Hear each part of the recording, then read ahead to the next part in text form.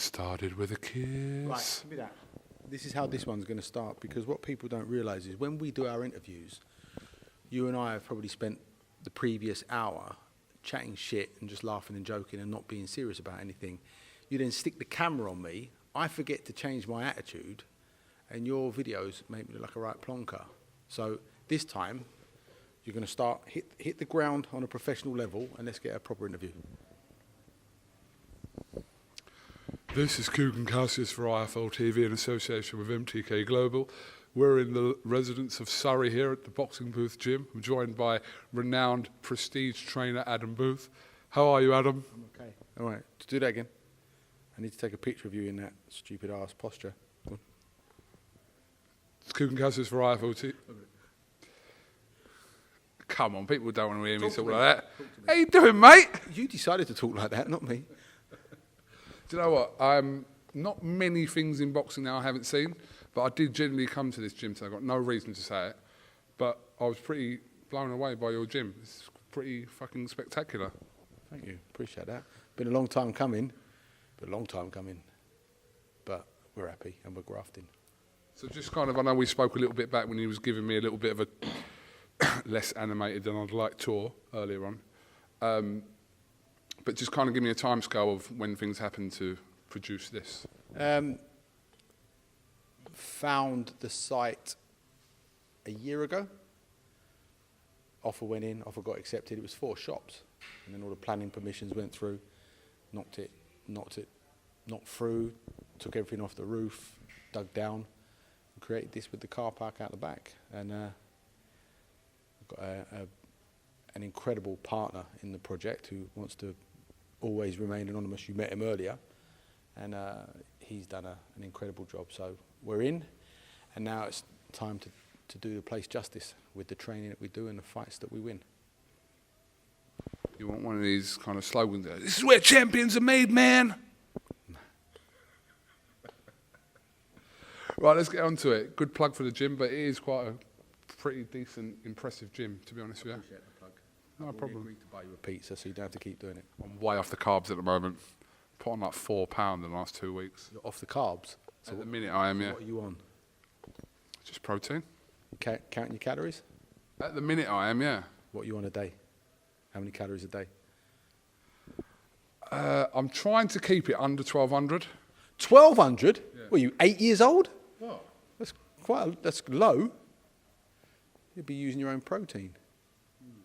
I think you probably need closer to 2,000. You'd still be. No, 2,000's like probably just maintaining my weight. Interesting time to have this. David, KUGAN wants to lose weight, right? He's 6'4", 6'5". How much you weigh? 17. 17 stone. He's trying to stay under 1,200 calories a day.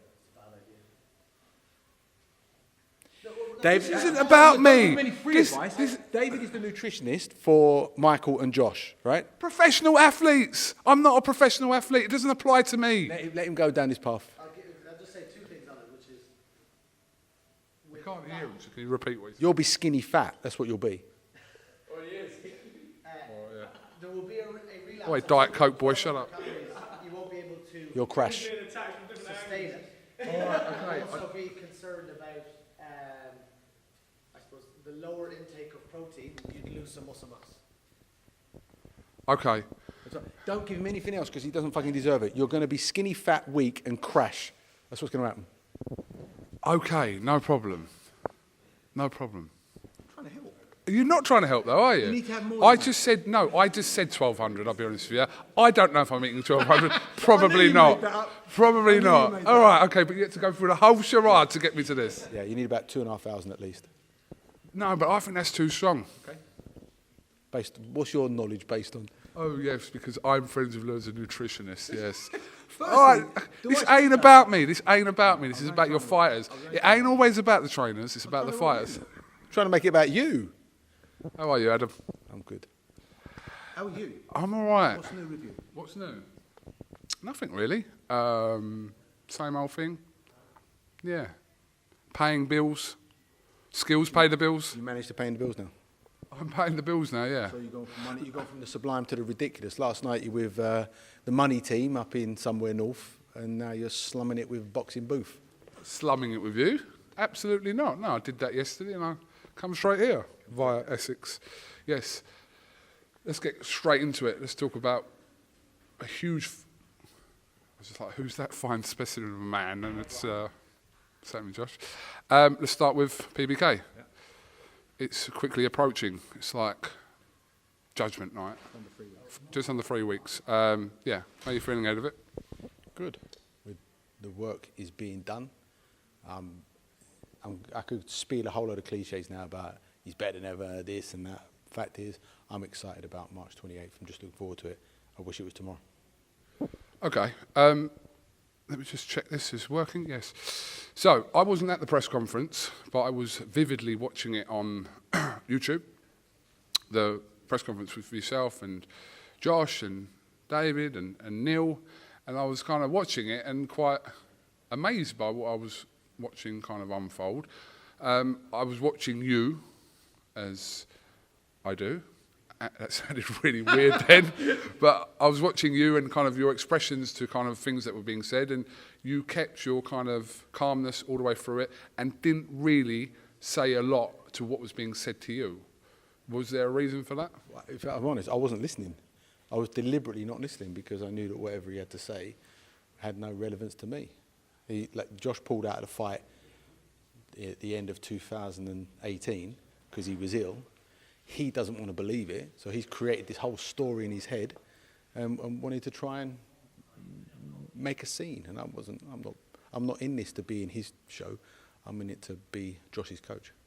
You must have heard Neil Marsh call you or refer to you as a con man. Right? No, I know, but you didn't make no kind of... How many times? But we've done it. This isn't just now. We've done this dance many times before.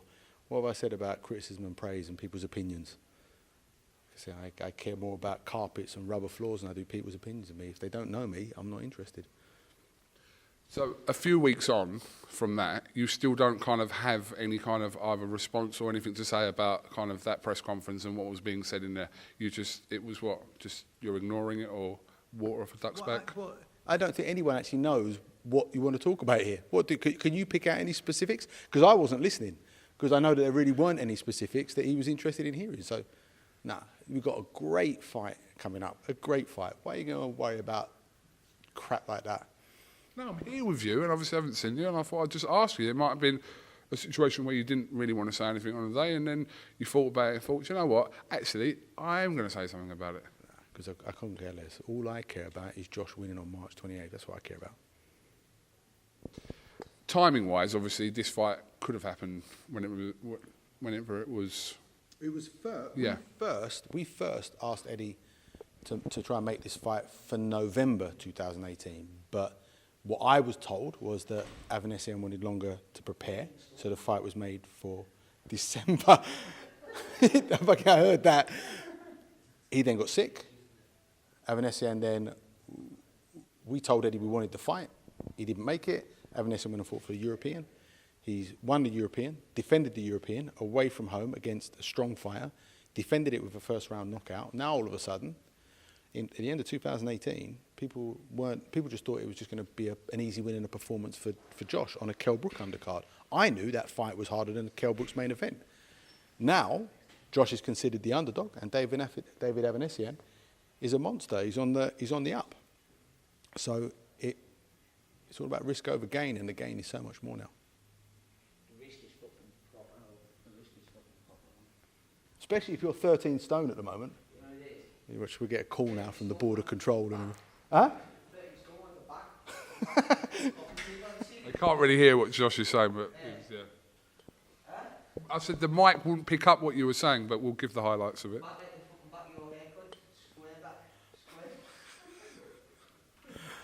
I'm glad that wasn't picked in, by the way.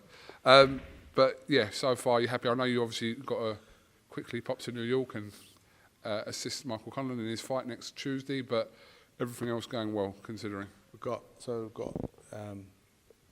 2 nice competitive fights coming up in the space of 10 days. Mick, St. Patrick's Day, and then Josh 10 days later. So I'm excited. Let's kind of run through the rest of your stable.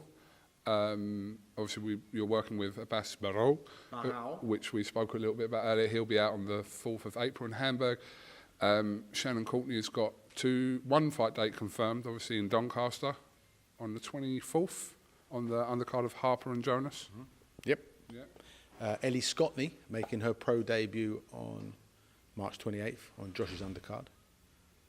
And then the Hurricane Harlem Eubank, after having hand surgery, is going to be back in action towards the end of April. Why didn't I know that you're working with Ellie Scottney?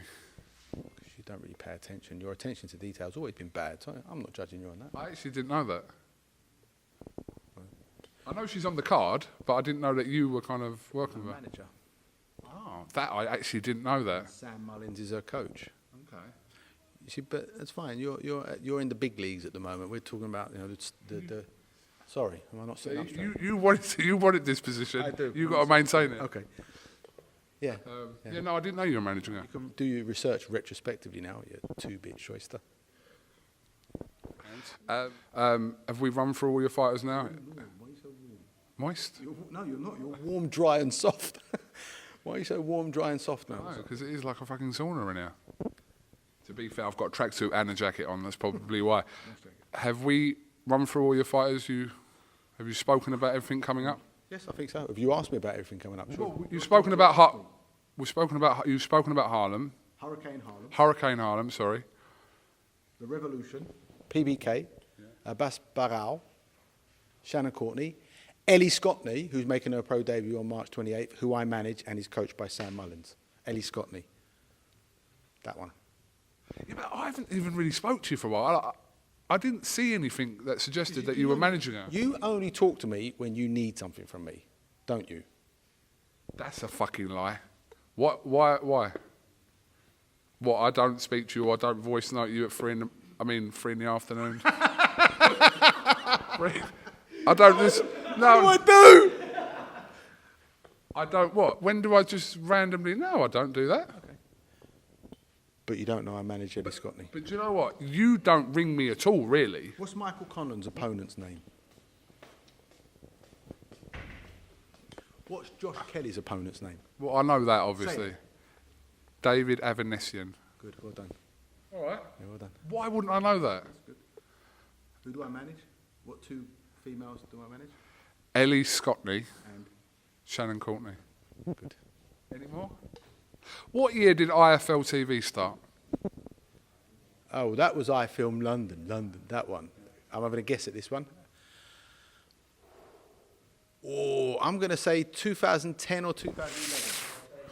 Yeah. All right. Well, it's the first one you said. 2010. Ha See? Where was I on the night of Joshua Klitschko? Sitting on my lap, crying. He's my mate now. I saw that. Yeah. Is he still in boxing? Yeah, he's managing a few fighters. We had a good chat, me and Burnt Bonty, and hugged it out and just let it go, really. See? But what did we say all those years ago? That if you keep doing what you're doing and you become successful, all of a sudden the people that don't want to talk to you need to talk to you. Do you remember? There's 2 characters I can name, maybe 3. You know them. Yeah, one of them still doesn't talk to me, actually, but that's fine. And that's testament to your implacable will and fortitude about what you do. Well done. I'm proud of you. I'm genuinely proud. I feel almost fatherly proud of you. That's how I feel. Respect to that. Okay. You know I love talking to you about other stuff as well. Okay. Set to be announced, hopefully, in the next few days. Billy Joe Saunders and Canelo. Obviously, there's talk of Callum Smith getting this fight as well, and it was a little bit of up and down who was going to get the fight, etc. It looks like, at the moment, Billy Joe will get that fight. What chance do you give Billy Joe against Canelo? I give him a chance. I mean, Billy hasn't boxed anyone as accomplished as Canelo, that's for sure, with that skill set.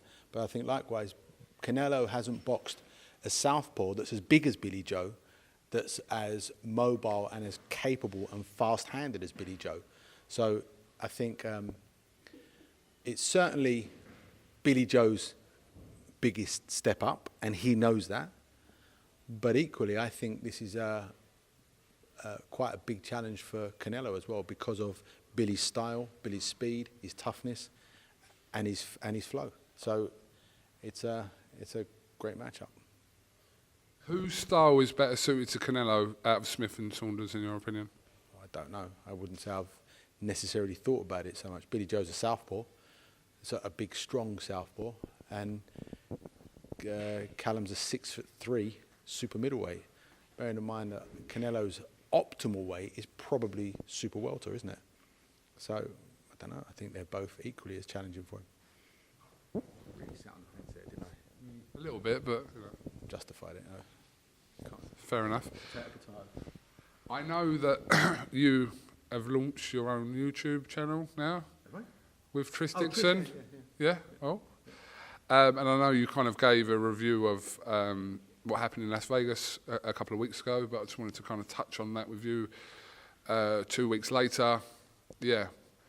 What were your thoughts about it? I guess if I was behaving like you now, I should say, go to YouTube, look up Big Fight Companion, where at 5:30 in the morning, Tris and I were sitting in my kitchen breaking down what had just happened.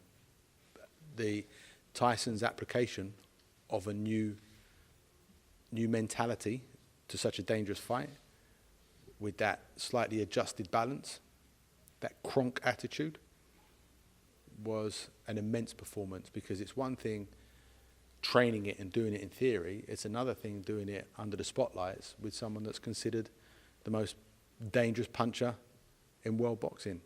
And he did it with absolutely no hesitation or fear. And it's got to be one of the, if not, it was certainly one of the biggest wins. That compares to the way that he went about the job. Forget the fact that he probably won the fight first time round by a couple of rounds. He boxed a totally different fight that night. The way that he went about the job the other week, I would put it up there on a level with Lloyd Honeyghan beating Don Curry. It's quite a statement, but that much of a shock as well? Not a shock that he won, the manner that he won, and the way that he went about the job from the very first round, with what feared to be fearless abandon. And to go from a back foot, fidgeting, long-armed, awkward fighter to being almost Tommy Hearns Kronk-like in that attitude, with the back leg right underneath you, wanting to be dominant and test the man's chin from the first round.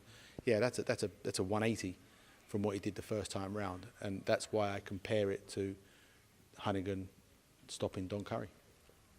I want to ask you about, obviously, the situation regarding Mark Breland and also Jay Diaz as well, because they kind of had contrasting views on kind of Deontay Wilder in that fight, of whether he should have been pulled out or not. But obviously Mark Breland has come under a little bit of fire initially from Wilder and his team, saying that he shouldn't have done that. But at the same time, I think Wilder's gone on to say that he is keeping Mark Breland as part of the team in a statement that he put out. But what did you make of that little situation? When I watched the fight live, I thought the fight should have been stopped. I remember saying to Trish, was it during the 6th round? I think it was the 6th round. And I just said the fight needs to be stopped. He's done. His legs ain't under him. He keeps getting hit. He's done nothing to make it look like he can turn the fight around. And he was becoming a sitting duck, bleeding from the ear. His balance was shot. That he was only going, and that was there was still 6 rounds to go. 6 rounds of punishment from a fella that's trying to knock him out, who weighs what, 18, 19 stone? No, there was only one decision to make there, and Mark Breland did the right thing. I don't know why he got criticised for it, because the one thing you need, one thing a fighter needs, is someone that can coach them the right way and guide them the right way, but also look after them and protect them. And I think that's what Mark Breland did, and Mark Breland should have been commended for that, not criticised for it, because he cared about Deontay as a person, not as a money-making machine. Have you had fighters in the past to you that you kind of know them, where they've said to you, whatever happens, you're not pulling me out this fight, and do not pull me out this fight? I've never had that, and I've never had a fighter that's told me how to do my job. Fair enough. But from a fighter's perspective, obviously all fighters, say all, but the majority of fighters have that attitude of they don't want the towel coming in, they don't want to be pulled out, but they need sometimes saving from themselves. Absolutely. It's a cliche, but it's absolutely right. And it's not like Deontay was getting knocked out.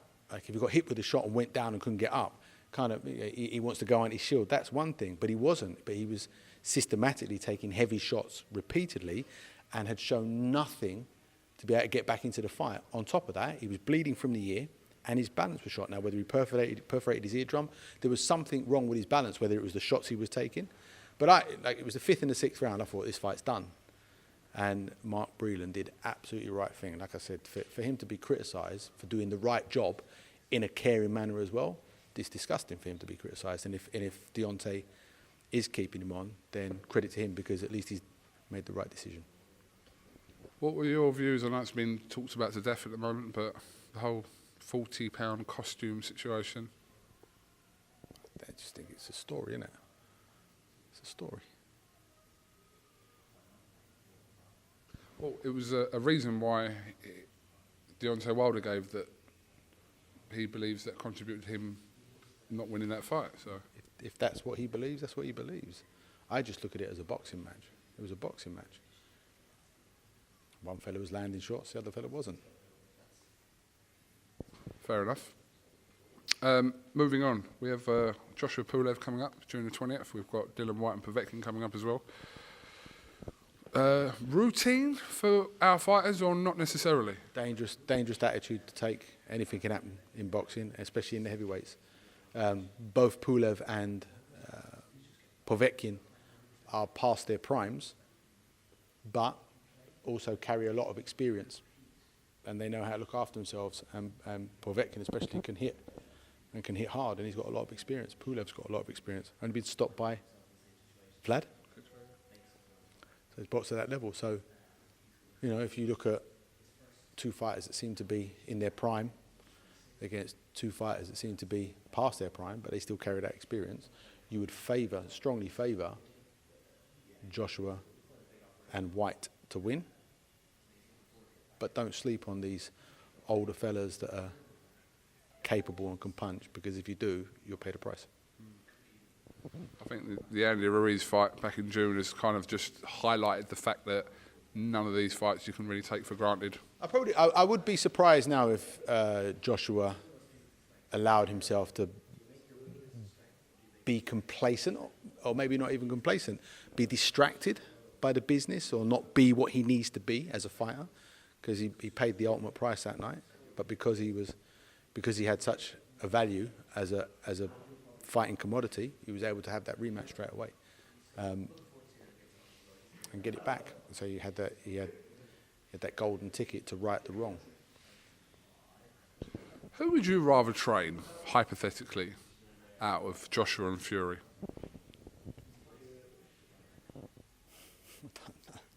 I don't know. Whose style suits you to train better, you believe? I don't know. They're both good fighters. They both know what they're doing. As a coach, you like to think that you can work with different styles, but I haven't thought about that question, so I'm not going to Why answer. don't you think about it for a second, because you haven't answered it. I need longer than a second.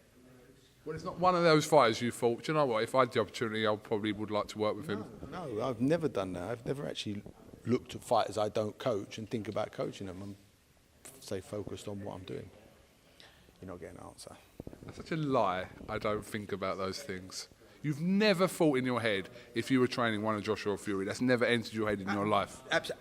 Has it ever crossed my mind about training Anthony Joshua or Tyson Fury? Yeah. No, never. Never. I don't know why you think it would. Remember, back in the day, I trained a different heavyweight, didn't I? Yeah. So I was only thinking about But them. that was back in the day. That's what I'm saying. That was I like... wasn't thinking about them as opponents. I wasn't thinking about them as fighters for me. No. Sorry, I keep slouching. Do you want me to bring the camera? You're right. You're good with that. I'm doing exercise. I'm sitting up, good posture and all that. Just kind of coming back to Dillian Whyte. Obviously, he's got that fight with Povetkin, but situation regarding Dillian Whyte having to wait until 2021 for that mandatory slot at the WBC. I know you're kind of, you know about that kind of stuff, mandatories, etc., but him having to wait that long, what are your thoughts on that? Well, the heavyweight division is, and the fights that are there are worth so much that his business value is being pushed down. So that's the circumstances he's finding.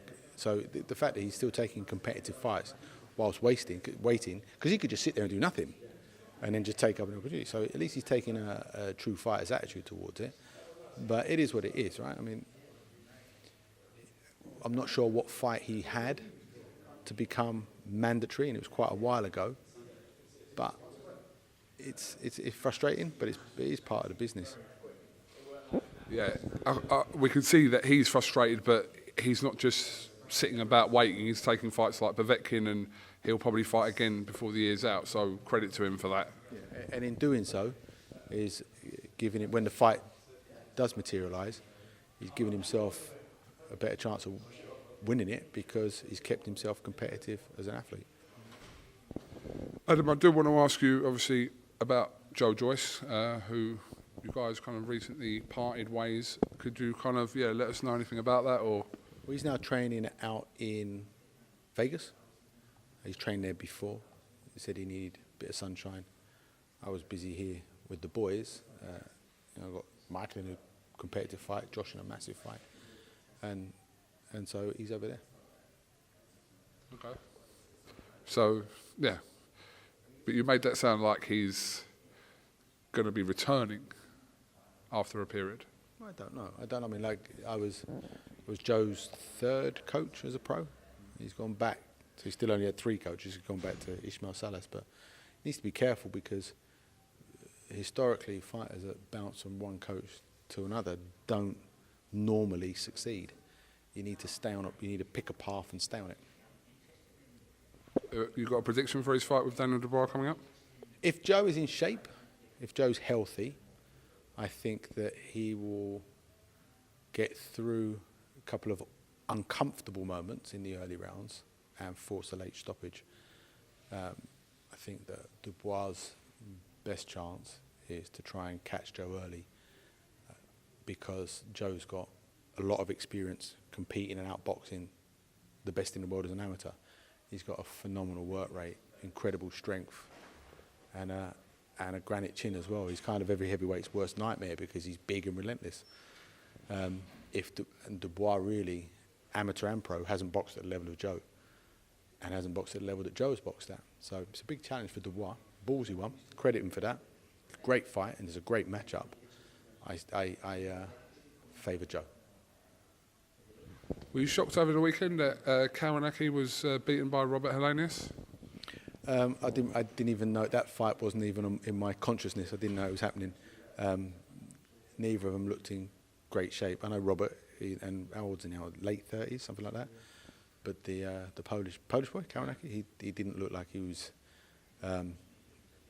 in great shape. And we're not talking about an Andy Ruiz. He just didn't look the same. Just didn't look like he was there.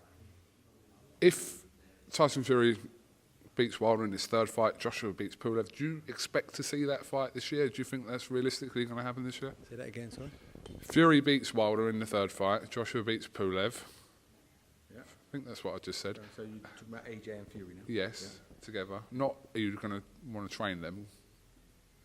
Just skip that question. Do you think that we'll see that fight this year? This year? Yes.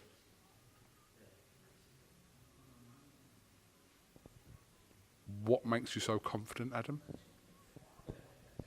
If Tyson Fury is contractually free, if he wins the third fight, it will probably be the biggest fight in British boxing history, with the accolade and the money to go with it. Why wouldn't it happen? I think it will happen. I'm just not convinced it's going to happen like this year if they're to come through their fights. But their fight, when are they fighting? They're fighting before the summer, right? They're both fighting by June. So June 20th for Joshua, potentially July 18th for Tyson Fury. Okay, so then if they didn't, no one fights in January, and they're going to fight in February or March? If so, do they want to be out the ring that long, and do they want to have a fight between now and then? It makes no sense. Like, pay-per-view and big events always do well in the month of November. So that would be a logical month to do it. Certainly hope so. Exciting times in the heavyweight division. All right, Adam, go on. No, go on. No, I was just going to say, have you got anything else you'd like to add? I was a bit late here today. I was caught in a bit of traffic, so apologies for that. Stop filming with yourself while you're talking to me. It's really disconcerting. That is just horrendous. Exactly what you just did. No, I was pulling. Look, watch. Oh, you move your hands there now. God, it's just always going to go weird, isn't it? Well, we could just cut it short, yeah. Adam, thank you very much for talking to IFL TV as always. Just going to catch a word with PBK before I leave, obviously, and yeah. Andy will be in New York next week for Michael's fight. Yes, he will. I will see you the week of the 28th. Okay. Keep in touch with yourself. Keep in touch with myself. With you. Spiritually, no, with yourself. Spiritually, mentally, all that jazz. Top man. Adam Booth, thank you very much.